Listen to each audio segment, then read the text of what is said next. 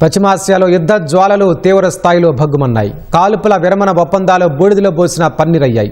లెబనాన్పై దాడులకు ప్రతీకారంగా ఇజ్రాయెల్పై ఇరాన్ డజన్ల కొద్దీ క్షిపణులతో విరుచుకుపడింది.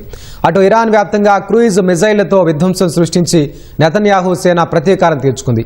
అమెరికా అధ్యక్షుడు ట్రంప్ స్వయంగా హెచ్చరించినా వినకుండా టెహ్రాన్ సహా అనేక ఇరాన్ నగరాలను దద్దరిల్లేలా చేసింది ఇజ్రాయెల్.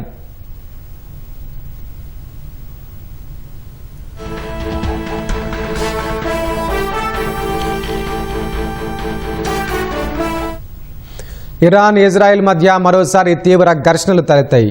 కాల్పుల ఒప్పందం కుదిరినప్పటికీ లెబనాన్పై ఐడిఎఫ్ దాడులు కొనసాగిస్తుండటంతో ఆగ్రహించిన ఇరాన్ ఇజ్రాయెల్పై క్షిపణుల వర్షం కురిపించింది. ఇజ్రాయెల్ సైనిక సదుపాయాలే లక్ష్యంగా దాడులకు దిగింది.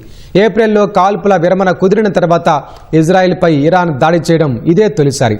పశ్చిమ ఇరాన్ నగరమైన కెర్మాన్ షా ఆకాశం గుండా ఇజ్రాయెల్ వైపు దూసుకెళ్తున్న మిజైళ్ల వీడియోలను ఇరాన్ విడుదల చేసింది. ఇజ్రాయెల్ దురాక్రమణ చర్యలను పునరావృతం చేస్తే పర్షియన్ గల్ఫ్, హర్ముజ్ జలసంధి సహా ప్రాంతంలోని అన్ని అమెరికా ఇజ్రాయెల్ స్థావరాలపై మరింత తీవ్రస్థాయిలో దాడులుంటాయని ఇరాన్ రెవల్యూషనరీ గార్డ్స్ హెచ్చరించింది. ఇజ్రాయెల్పై ఇరాన్ మిజైళ్లను ప్రయోగించగా వాటిని చూసిన ఇరానీయులు రోడ్లపైకొచ్చి సంబరాలు చేసుకున్నారు.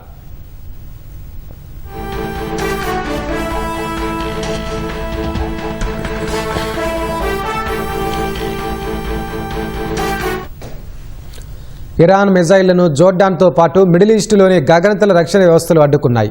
అయినప్పటికీ కొన్ని మిజైళ్లు ఇజ్రాయెల్లో విధ్వంసం సృష్టించాయి.